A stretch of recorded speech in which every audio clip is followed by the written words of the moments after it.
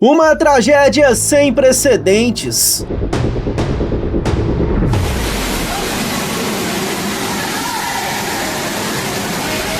Pânico.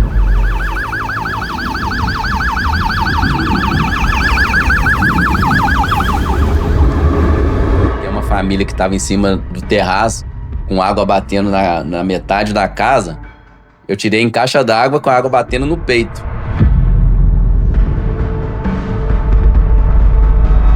Desespero. Chega pra frente aí, pelo amor de Deus,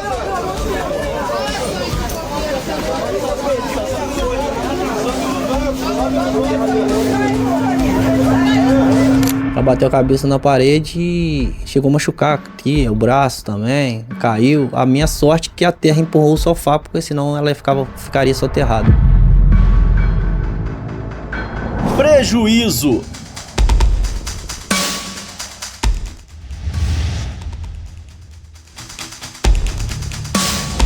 Encostas vieram abaixo com casas e vidas. Caiu mais. Nossa, tá descendo aqui embaixo, né? Nossa senhora! Para de gritar. Nossa. Entramos em um imóvel engolido pela onda de lama. E fica a fundação da residência. E veio tudo abaixo aqui também. Pessoas submersas. Pedi a Deus, Senhor, não deixa eu morrer afogado. Pedi socorro. Gente, pelo amor de Deus, chama o bombeiro. Apareceu um moço que mora na casa aqui, em frente ao porte onde eu estava. Não sei de onde que ele surgiu. Um pedaço de corda, querendo jogar a corda pra mim. Eu falei, moço, eu não tenho força nas mãos, O resgate de corpos dos escombros.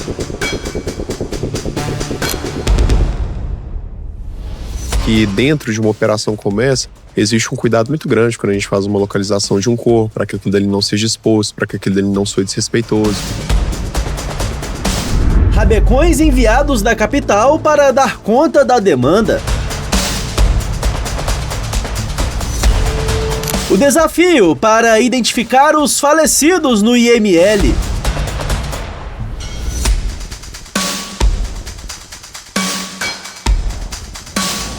A tanatopraxia nas vítimas de afogamentos, desabamentos e soterramentos. Agora, se tiver num avançado estado de decomposição, Eberton, aí, infelizmente, não há muito o que ser feito, não. Aí, a urna ela tem que ser lacrada e o sepultamento vai ser direto. Médicos do SAMU atendendo dentro do cemitério. O lixão com os destroços de uma tragédia. O que nós vemos aqui é uma infinidade de objetos. Nós temos colchões, temos sofás, temos caixas.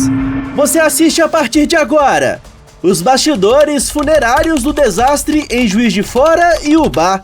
A grande reportagem.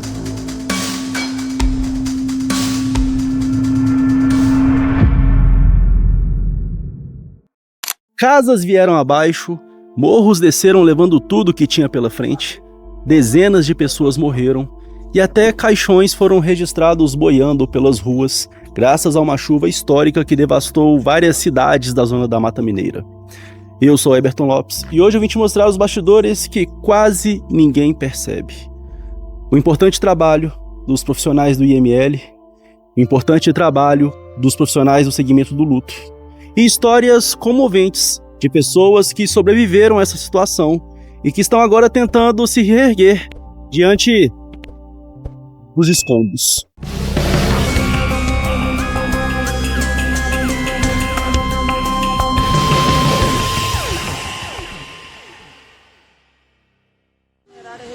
Meu Deus! Gente, que tristeza! Meu Deus!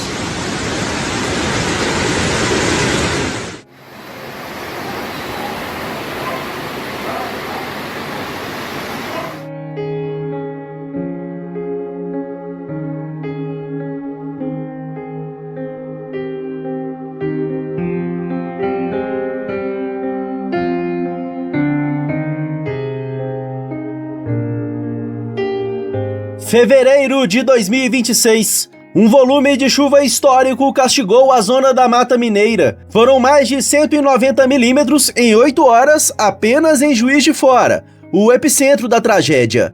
Barrancos vieram abaixo levando casas, sonhos e vidas. Rios transbordaram e suas correntezas arrastaram tudo o que tinha pela frente.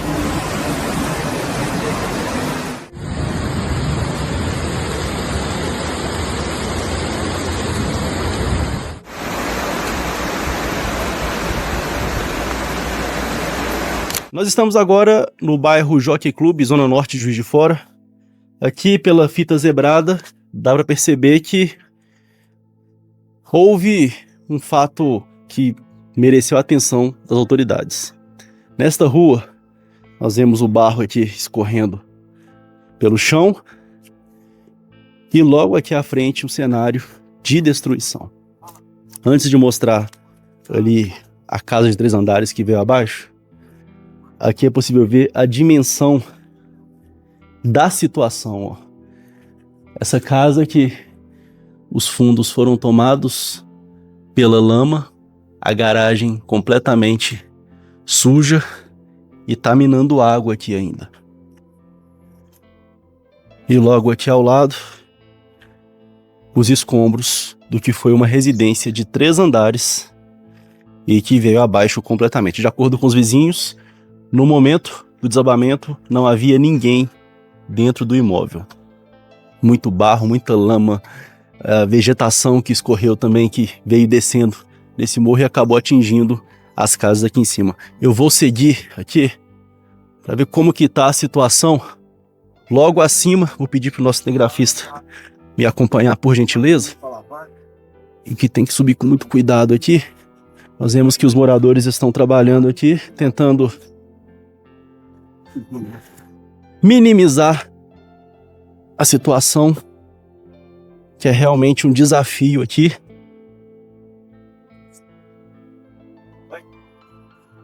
E logo aqui em cima é possível ver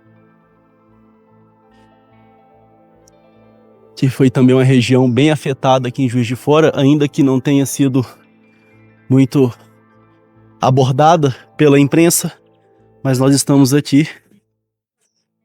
Essa casa aqui, a lama desceu e estourou aqui a parede, ó. É possível ver que lá dentro tem muita lama e esses imóveis estão interditados pela Defesa Civil. Realmente uma pilha de escombros, ferros retorcidos, lama, vidros quebrados, e a população tenta de alguma forma se restabelecer ali. Os homens trabalhando para limpar a entrada de uma residência. Esse morro veio abaixo e saiu levando tudo pela frente.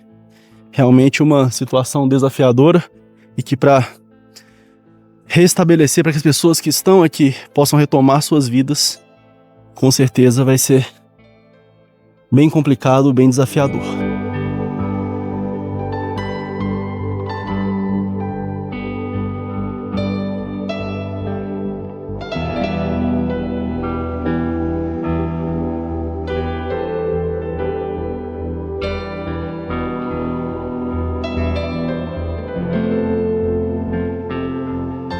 E agora eu vou entrar em uma das residências afetadas.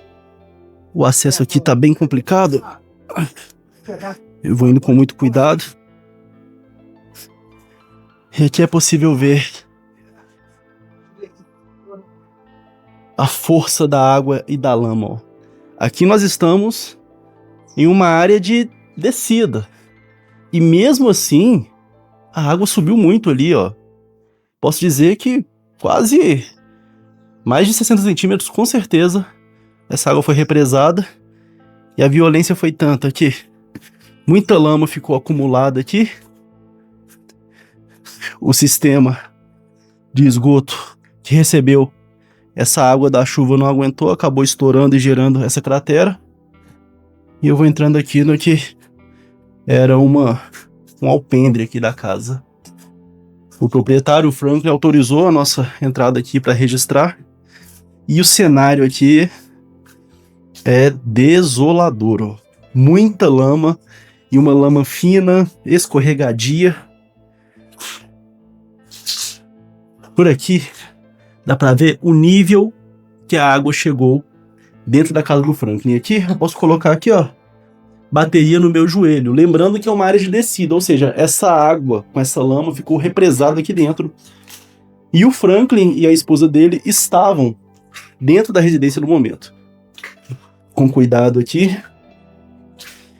O banheiro também dizimado pela água. Aqui nós temos roupa de cama no chão, portas fechadas. E o desafio agora do Franklin é preservar o pouco que sobrou do seu patrimônio aqui. Eu vou adentrando no imóvel para mostrar aqui a situação. Aqui nós estamos numa espécie de despensa. A altura da água aqui na máquina de lavar também é impressionante. Equipamentos de academia, que ele tinha essa mini academia aqui na casa dele, e que também foram tomados pela lama, pelo barro. Realmente um cenário bem complicado. Vamos seguindo aqui para continuar mostrando como é que está esse imóvel depois desse desastre aqui em Juiz de Fora.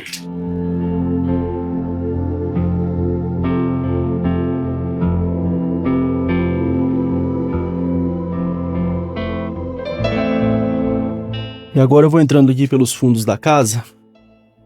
E essa área, que ela fica a fundação da residência. E veio tudo abaixo aqui também. Possível ver colunas de concreto que foram quebradas com a força da lama que desceu por aqui. Vergalhões expostos aqui, vamos chegando com muito cuidado para não nos ferirmos. E aqui é possível ver a altura do barro. Olha só, eu vou abaixar, passar por aqui.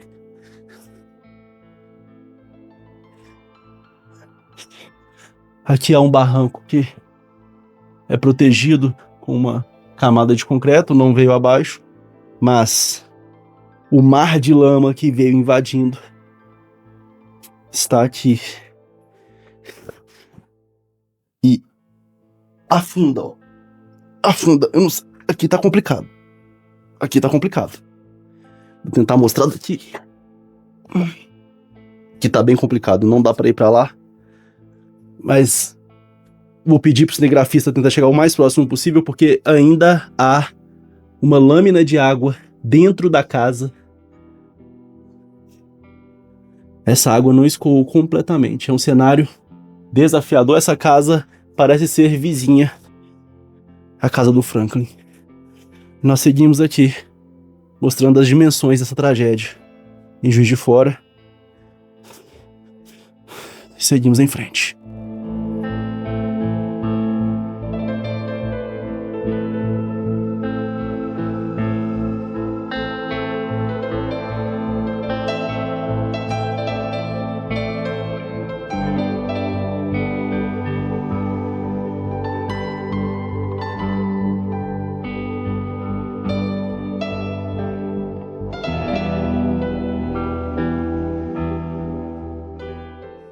Foi muito difícil, uma coisa nunca vista, cara. Um cenário de guerra, mulher machucada, criança gritando, as pessoas não sabiam o que estava acontecendo, os postes caindo, luz acabando, tudo escuro, e a gente não imaginava nem o que estava acontecendo, que estava descendo o barranco, ficou tudo apavorado. Nunca vi uma tragédia nessa proporção. Muito triste.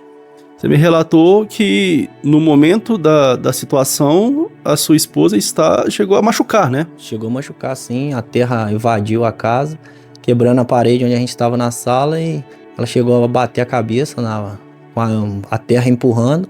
Ela bateu a cabeça na parede e chegou a machucar aqui, o braço também, caiu. A minha sorte é que a terra empurrou o sofá, porque senão ela ficaria soterrada.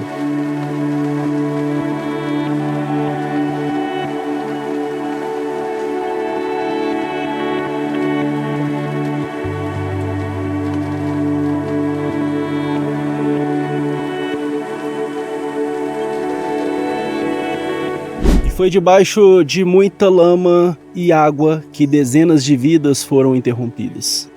Mas antes de as famílias puderem se despedir dos seus entes queridos, antes de os corpos serem necropsiados no IML e tratados pelas funerárias, ocorreu um processo doloroso e delicado: o resgate dos cadáveres.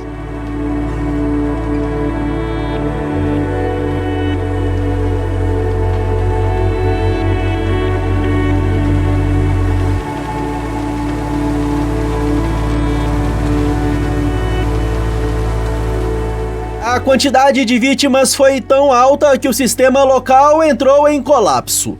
Para transportar os corpos dessa tragédia, a Polícia Civil de Minas Gerais precisou enviar rabecões de Belo Horizonte para a Zona da Mata. O posto médico legal de Juiz de Fora se tornou o epicentro da dor, com dezenas de corpos necropsiados.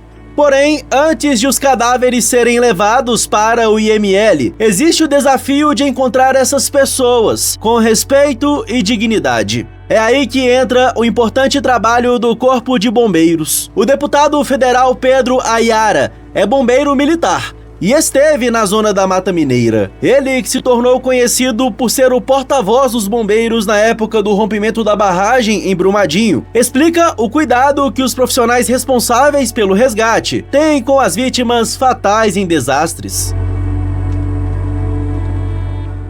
A gente tem todo um treinamento, uma preparação ao longo da nossa formação, seja como bombeiro militar, seja como profissional da Defesa Civil, justamente para a gente respeitar esse momento. Porque a gente sabe que é um momento de luto, é um momento que por si só já é traumático.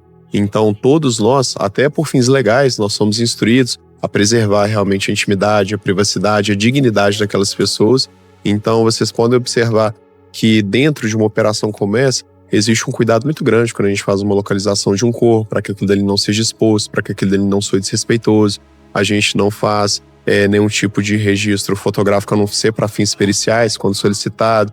A gente tem preocupação até com os objetos pessoais que estão muitas vezes ali naquela cena de sinistro, justamente porque a gente sabe que o momento já é difícil e antes de tudo, né, antes de sermos bombeiros, estamos lá como seres humanos e a gente entende que é um momento muito difícil para as pessoas, para os entes queridos ali que estão sofrendo com aquela perda. Tudo que a gente vai realizando ao longo da operação, isso é completamente registrado. Então a gente tem um registro de eventos de defesa social, a gente coloca lá todo o desenrolar das atividades, quem eram as pessoas envolvidas, como é que foi o tipo da nossa abordagem, como que o corpo eventualmente foi localizado, no caso de resgate de uma pessoa já sem vida, todos os objetos que foram localizados. Se for o caso, dependendo do tipo de situação, é acionada também a Polícia Civil, a Polícia Militar, os órgãos de investigação. E além disso também, a gente sempre tem um cuidado muito grande, porque numa situação como essa de deslizamento, às vezes há uma preocupação muito grande por parte da família de recuperar alguns objetos pessoais. Então sempre que isso é possível, nós também fazemos esse trabalho, muito mais para um aspecto de respeito e dignidade, para que aquelas pessoas elas possam ter prosseguimento no processo de luto delas, para que elas possam ter esse acolhimento, do que num sentido realmente de salvaguardas de bens. Então todo esse cuidado é feito e principalmente, né, tudo que é trabalhado ali ao longo de uma operação como essa, a gente tem o acompanhamento dos familiares, isso é passado em primeiro lugar para os familiares, de uma forma apoiada. Nós também temos dentro do Corpo de Bombeiros psicólogos, que muitas vezes são acionados para auxiliar também como que vai ser a transmissão dessa notícia, tudo para garantir o máximo de dignidade e de humanidade.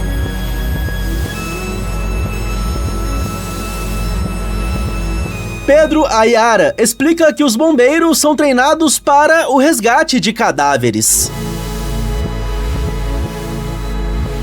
Dentro do bombeiro nós temos várias áreas, e aí da mesma forma que a gente tem aqui agora aqui a nossa atividade de busca com cães, a gente também tem a nossa doutrina de busca e resgate em estruturas colapsadas, a gente tem toda a parte também das atividades em salvamentos, soterramentos, enchentes, inundações. E aí dentro da nossa formação, a gente tem disciplinas que mostram especificamente como que a gente deve lidar, quais são os sinais. Quando a gente pega, por exemplo, uma situação como essa, dependendo ali do comportamento do ambiente, a gente consegue identificar quais são os locais mais prováveis, como que deve ser feita a abordagem. Então todo esse cuidado a gente realmente tem.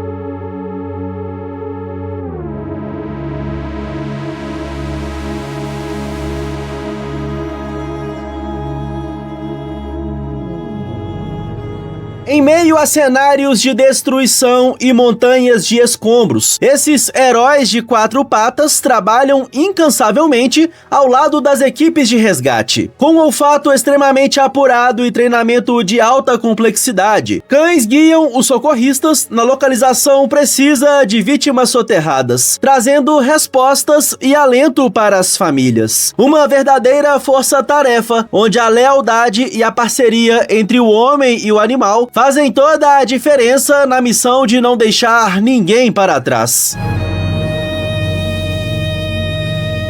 E quando os corpos são encontrados, um novo desafio é iniciado.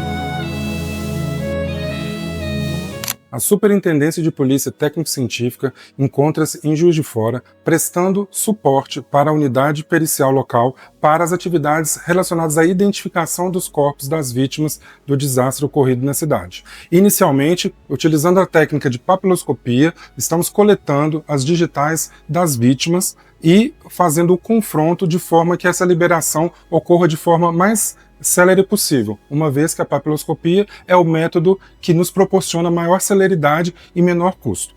Também vamos aproveitar a presença de peritos criminais da odontologia legal e também do laboratório de DNA para que sejam coletados os exames odontológicos, exames radiológicos, fotografias de sorriso e demais instrumentos que possam subsidiar os exames médico-legais, de antropologia e de odontologia legal.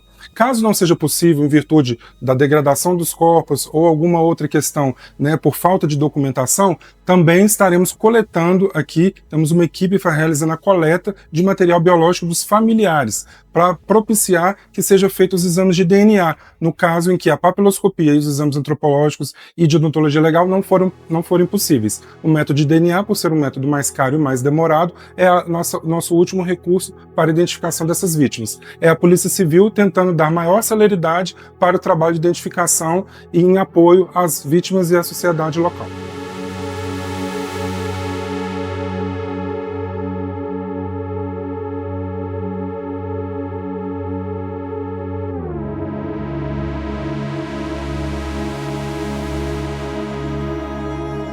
Quando o corpo é finalmente liberado após a necropsia no posto médico legal, o trabalho de tanatopraxia, que é a preparação e higienização do corpo para o velório, se torna uma corrida contra o tempo. A água barrenta das enchentes e soterramentos é rica em bactérias que aceleram drasticamente a decomposição. Para combater isso, os tanatopraxistas precisam agir como verdadeiros cientistas, utilizando fluidos químicos de altíssima concentração para neutralizar as bactérias e devolver o mínimo de dignidade à vítima durante o velório. Eustáquio, tanatopraxista, é especialista na preparação de corpos para a última despedida. Ele explica os desafios da tanatopraxia em corpos encontrados sob os escombros, que foram a maioria em Juiz de Fora.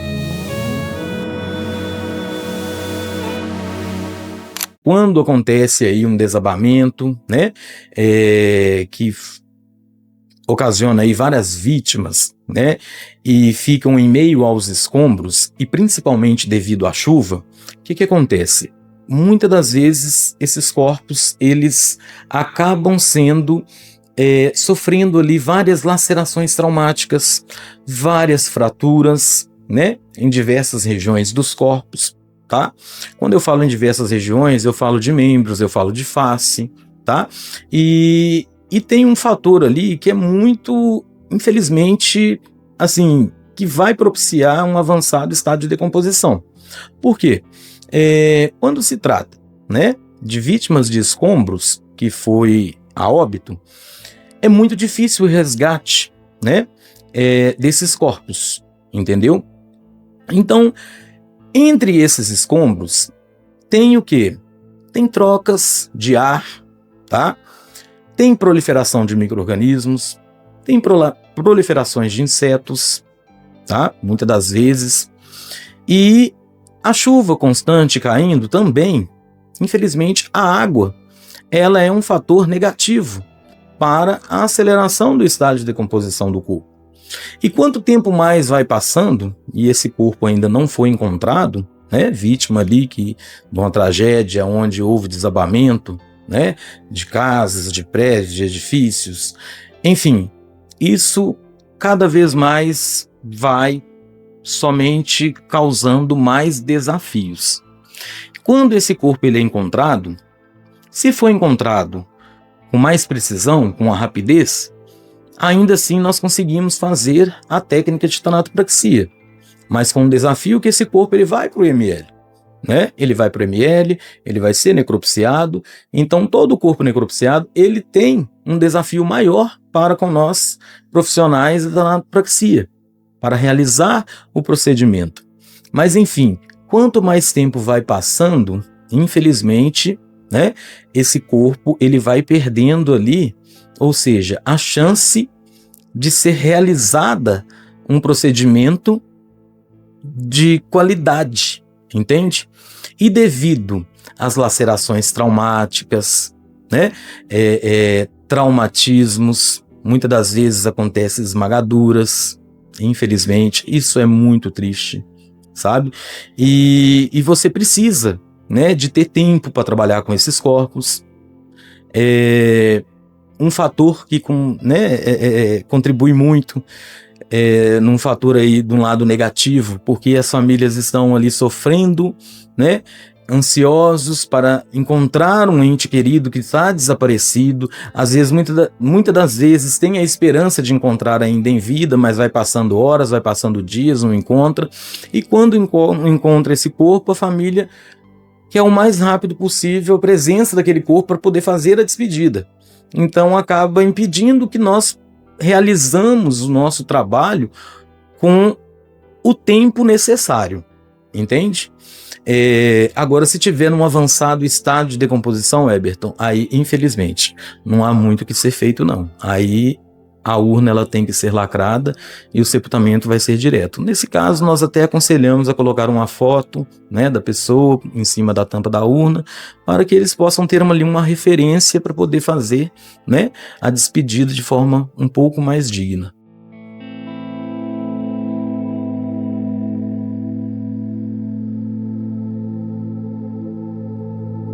Corpos de pessoas afogadas são ainda mais desafiadores. Infelizmente, quando os corpos eles ficam submersos à água, devido aí uma quantidade, né, um tempo maior, esse corpo ele tende a entrar, a acelerar o estágio de decomposição devido à proliferação de micro-organismos, né, porque não tem uma troca de ar ali, então esse corpo ele fica submerso. E um grande desafio é depois que esse corpo ele é encontrado, esse corpo ele tem que ir para o IML. Já temos ali um grande desafio da decomposição desse corpo, porque dentro das primeiras 24 horas de óbito, é sabido que a técnica de tanatopraxia nós conseguimos ainda fazer a retardação desse estado de decomposição do corpo, mas se passado as 24 horas de óbito, e dependendo do estágio da decomposição que esse corpo se encontra, infelizmente nós não temos muito o que fazer, que a técnica de tanatopraxia ela serve não apenas para paralisar o estágio de decomposição do corpo, mas também para trazer, né, a aparência o máximo possível próximo daquele indivíduo quando ele estava em vida, ou seja, tentar manter uma estética para que os familiares possam realizar o velório de forma digna, né? Então, infelizmente, esses corpos que estão, né, que vão a óbito submersos à água, afogado, é um desafio muito grande. Primeiro, devido a essa questão que eu falei anteriormente deles ficarem muito tempo embaixo, né, submerso ali à água, a proliferação de micro-organismos, que vai acelerar esse estágio de decomposição, os exames necroscópicos, Então, quando esse corpo chega para a funerária, geralmente ele já está numa fase que nós chamamos de fase gasosa ou enfisematosa. Então, um caso desse, por exemplo, é muito difícil nós conseguirmos paralisar o estágio de decomposição desse corpo. Quando eu falo paralisar o estágio de decomposição do corpo, é tentar eliminar também todo o odor, tá? Que vem em consequência da formação de gases, que consequentemente esses gases eles vão vir devido à proliferação dos micro-organismos, que uma vez que ocorre a proliferação de micro-organismo, vai formando gases, e esses gases vêm com um odor bem característico, bem fétido, e infelizmente é muito desafiador. Nem sempre nós conseguimos manter ali, retardar, paralisar esse estágio de decomposição e eliminar esse odor característico da decomposição para deixar ali para a família realizar um velório de forma digna. Aí, nesses casos, infelizmente, a maior parte, infelizmente, vai ter que ser feito com a urna lacrada.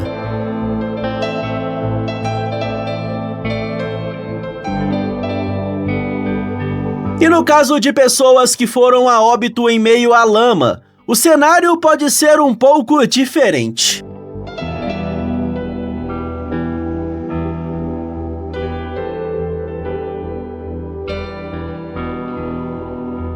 Então há uma diferença, tá, do corpo quando ele fica ali submerso à lama, tá, de um corpo que fica submerso à água. Então a lama, isso vai depender muito da umidade, tá, de componentes químicos que existem ali nessa lama, como foi na tragédia de Brumadinho, por exemplo, os rejeitos de minério muito pesados, então acabou ocasionando ali que aqueles corpos eles não entraram numa decomposição acelerada. Acabou ocasionando em muitos corpos um fenômeno que nós chamamos de adipoceira, sabe? Então o que acontece? Nem sempre quando um corpo ele está submerso à lama, a decomposição ela vai estar acelerada, sabe? Então, dependendo da situação de um corpo que é encontrado, né, num lamaçal, digamos assim, possivelmente nós conseguimos realizar o procedimento de tanatopraxia. Primeiro, fazendo uma higienização bem minuciosa, porque a lama ela vai estar impregnada, né, na superfície externa desse corpo, então temos que lavar com muito cuidado, dependendo, para não ter ali uma laceração traumática no sistema tegumentar. Quando eu falo do sistema tegumentar, é a pele, o tecido, né? Então fazermos essa higienização com calma e realmente tentar ali fazer o procedimento de tanatopraxia. Né? É um desafio? Porque esse corpo também ele tem que ser encaminhado para o IML.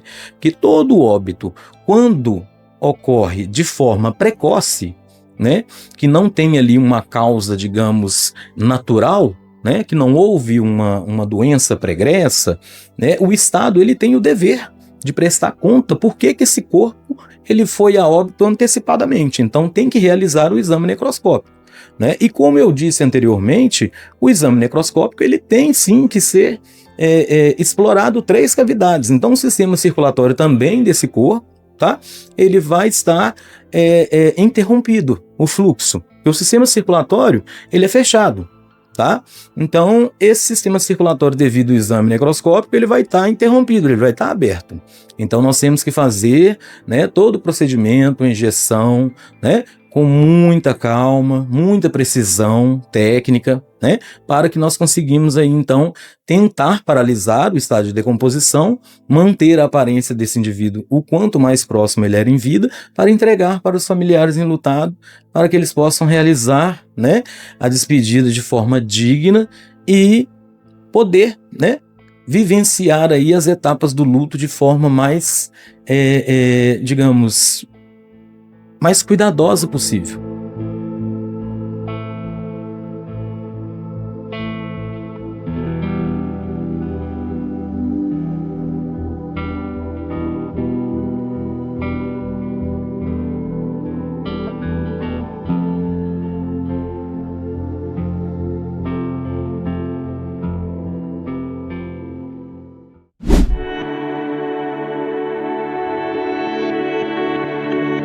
A enchente histórica que atingiu Ubá entre a noite do dia 23 e a madrugada do dia 24 de fevereiro de 2026 vitimou pessoas e deixou outras centenas desabrigadas e desalojadas. Segundo a prefeitura, em aproximadamente 3 horas e meia, foram registrados cerca de 174 milímetros de chuva, provocando alagamentos de grande proporção, danos estruturais severos, impactos significativos na rotina da cidade. De acordo com medições realizadas na área central, o rio Ubá atingiu 7 metros e 82 centímetros, resultando na maior inundação dos últimos anos. Ainda conforme a prefeitura, foram atendidas 18 ocorrências, incluindo resgates e salvamentos. Pontes foram danificadas e precisaram ser interditadas. Além disso, vários imóveis desabaram.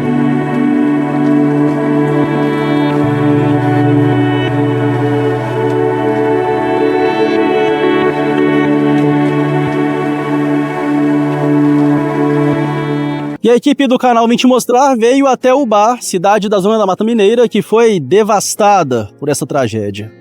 Aqui, a funerária Pax Santa Edviges. A água entrou com tudo, subiu mais de 3 metros e saiu levando urnas funerárias, objetos, itens de escritório. E o mais impressionante é que até caixões foram arrastados pela força da correnteza e foram registrados nas ruas aqui de Ubá. Esse vídeo que você assiste agora ilustra bem o tamanho desse desastre que aconteceu no centro da cidade. As imagens que rodaram o mundo pareciam saídas de um filme de terror. Caixões foram vistos sendo arrastados pela correnteza.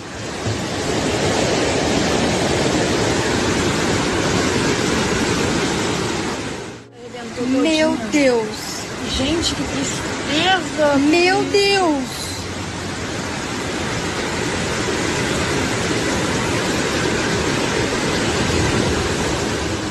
Eu conversei com o Felipe Elzio, o proprietário da funerária Pax Santa Edviges. Entrei no local devastado pela lama e conheci também o agente funerário José Cláudio. Mesmo com todo o estoque de caixões levado pela correnteza, eles ainda atenderam vítimas da tragédia. Você confere a história completa na reportagem que já está disponível aqui no canal Vim Te Mostrar. Clique no card que aparece na sua tela ou no link disponível na descrição deste vídeo.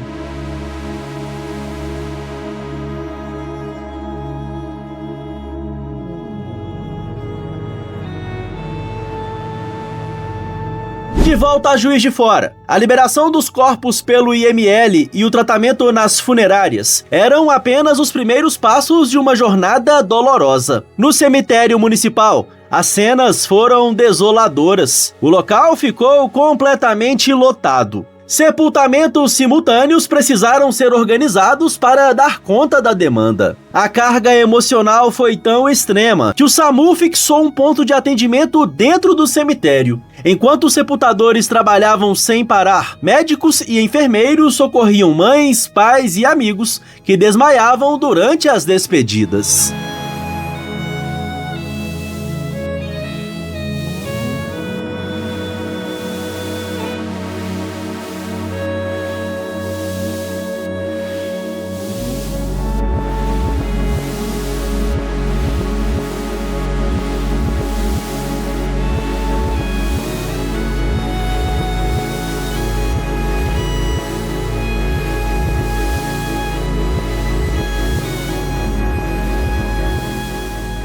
A tragédia em Juiz de Fora também contou com heróis que ajudaram a salvar muitas vidas.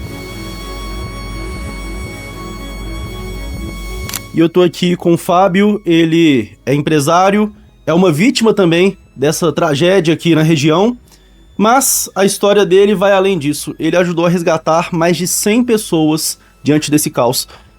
Fábio, me conta, como que foi isso? Bom dia, um prazer estar falando com vocês, ainda que seja num momento trágico aqui da nossa cidade. Começou já comigo, né? O barranco caiu atrás da minha casa enquanto eu estava fazendo uma filmagem para poder pedir ajudas, que a minha família mora no bairro Jardim Esperança, região sudeste de Juiz de Fora, e lá já tem um ponto que sempre alaga. Mas assim, nada, a família perde sempre, todo ano, perdendo coisas de casa, como móveis, eletrodomésticos. Só que as filmagens que eu tava vendo, tava fora da magnitude, porque casas estavam sendo encobertas. Casas do segundo andar tava entrando água e nunca tinha acontecido.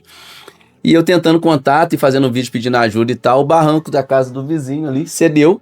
Eu fui sair para ver o que era, já tinha atingido aqui a kitnet de um vizinho da frente. Então, automaticamente, eu fui obrigado a começar a ajudar. Eu já trabalhei com isso um tempo, né? Trabalhei na área de saúde, já trabalhei no SAMU, trabalhei em ambulância. Então eu tenho alguns conhecimentos de salvamento, de como entrar, como não entrar. Eu até friso isso, porque às vezes as pessoas acham que a gente tá fazendo de qualquer jeito.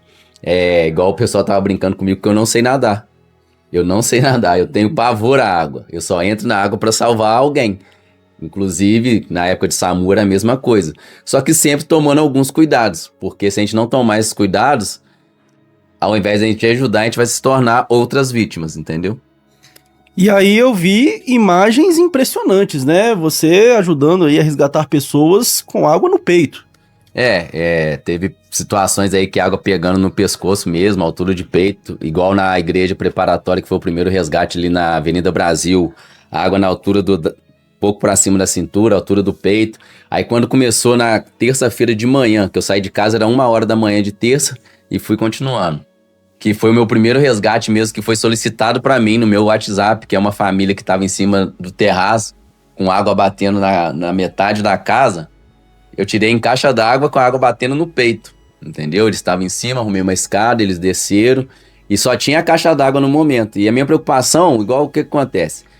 Vou esperar. Só que quanto mais você espera, eu não sabia se o rio ia aumentar mais, se ia chover mais dificuldade teria. Então, dentro das qualificações que nós temos, conhecimentos que nós temos, e dentro da urgência, a gente vai adaptando aquilo da melhor forma para poder ajudar as pessoas. E nesse momento foi com essa caixa d'água que a gente tirou a família lá de dentro da casa de Santa Terezinha.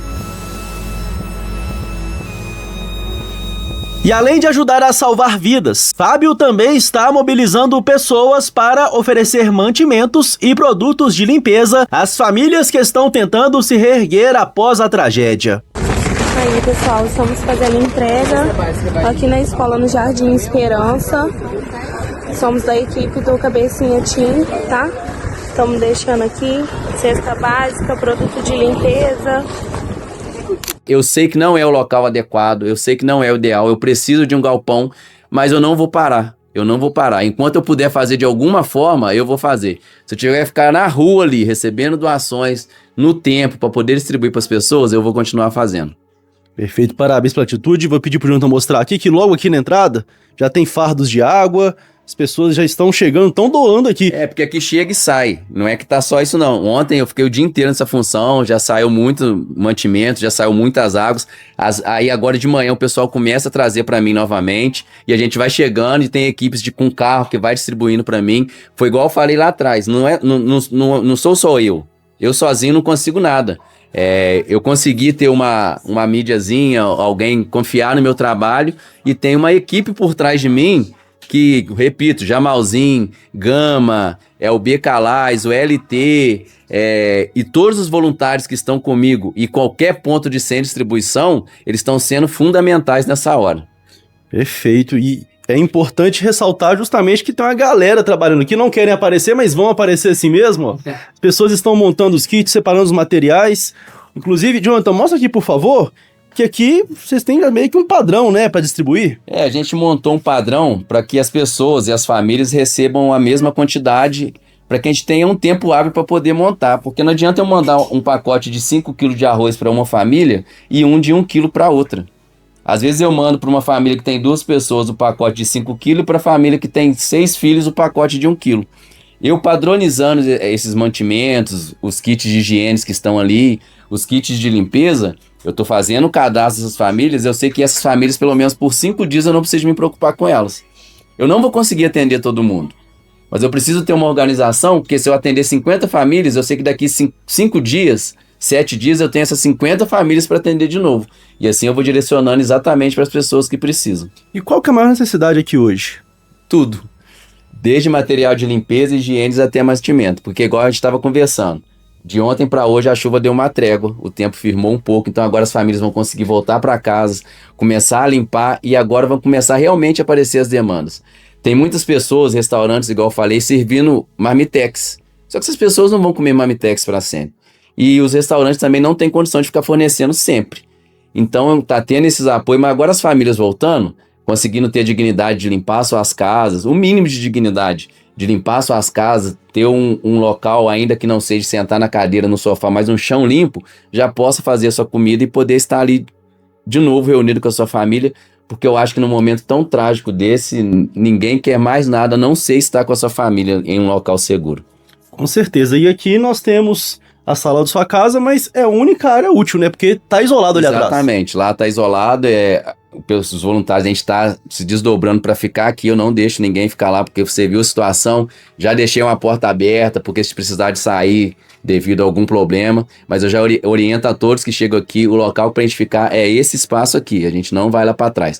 Quando precisa de pegar alguma coisa, eu designei uma pessoa, que é a Pâmela, ou mesmo eu, que tá sempre indo lá e voltando, eu não deixo o pessoal ficar lá para também não correr risco.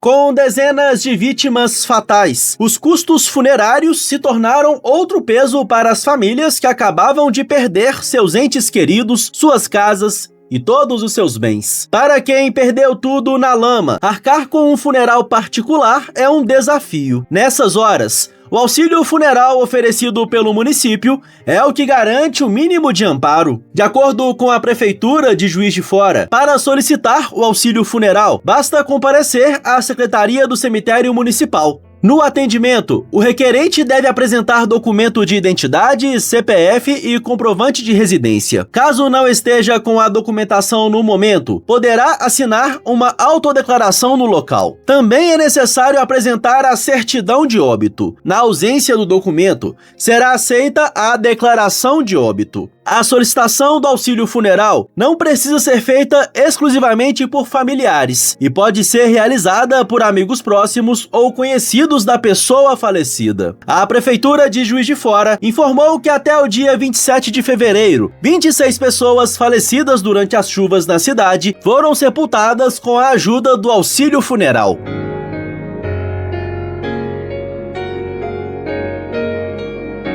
Recebemos a denúncia de que algumas vítimas da tragédia em Juiz de Fora que contaram com o auxílio funeral não foram veladas por causa do estado dos corpos, mas por falta de espaço para a realização das cerimônias fúnebres. O denunciante informou à equipe do canal Vim Te Mostrar que as capelas velórios do município não conseguiam atender à demanda. Procuramos a assessoria de comunicação do Executivo Municipal, que informou por meio de nota que a Prefeitura repudia veementemente as fake news que têm circulado sobre a capacidade das capelas do cemitério municipal e reitera que não houve qualquer pedido negado a quem tenha solicitado velório nas capelas municipais.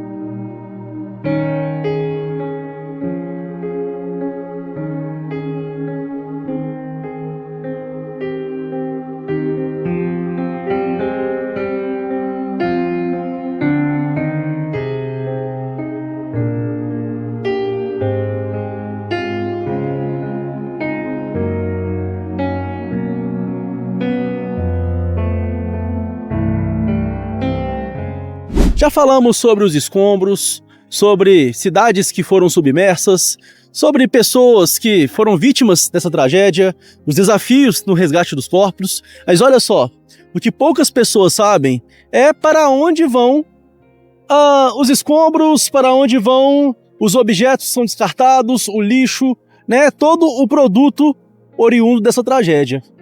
Aqui nós estamos em um anexo do Jockey Club, e até um caminhão do Exército sendo utilizado nessa operação aqui. Parece que voluntários estão em cima do caminhão e este local se tornou um verdadeiro bota fora. E o que nós vemos aqui é uma infinidade de objetos. Nós temos colchões, temos sofás, temos caixas, temos metais, enfim, objetos que faziam parte da rotina das pessoas, faziam parte da rotina das vítimas dessa tragédia em Juiz de Fora. E a movimentação aqui é grande, é caminhões entrando e saindo o tempo todo, carregados com esses objetos, e carros menores também. E ao mesmo tempo que as pessoas estão descartando os objetos, há também profissionais da reciclagem que aproveitam o momento para selecionar os materiais que podem ser úteis, que podem ser reciclados e vão levar aí para dar um outro fim.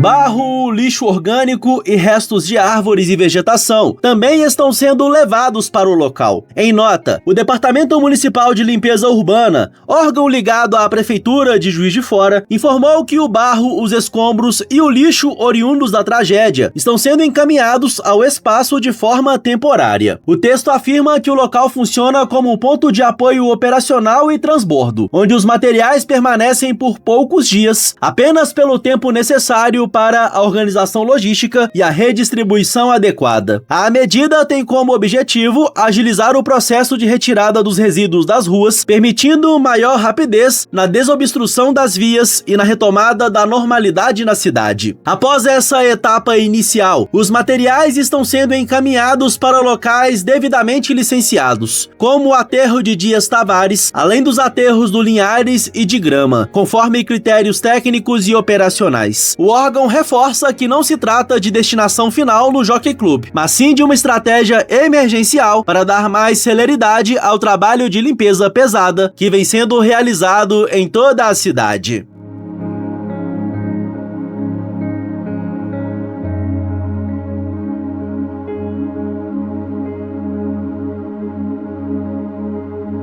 A tragédia provocada pelos fortes temporais na zona da Mata Mineira continua a deixar um rastro profundo de dor e destruição. As intensas chuvas que castigaram severamente municípios como Juiz de Fora, Ubá, Matias Barbosa e Cataguases causaram deslizamentos de terra e inundações que transformaram a paisagem e a rotina da região. De acordo com as atualizações mais recentes das autoridades, até o fechamento desta reportagem, o número de vítimas fatais chegou a 72 mortos. O impacto social da catástrofe é avassalador. Os dados oficiais apontam que mais de 5.500 pessoas estão desalojadas, ou seja, precisaram deixar suas casas temporariamente e buscaram abrigo na casa de parentes, amigos ou espaços públicos. Além disso, há o registro de 389 pessoas desabrigadas, que perderam suas moradias ou não têm para onde ir, dependendo inteiramente de abrigos públicos, auxílio governamental e doações.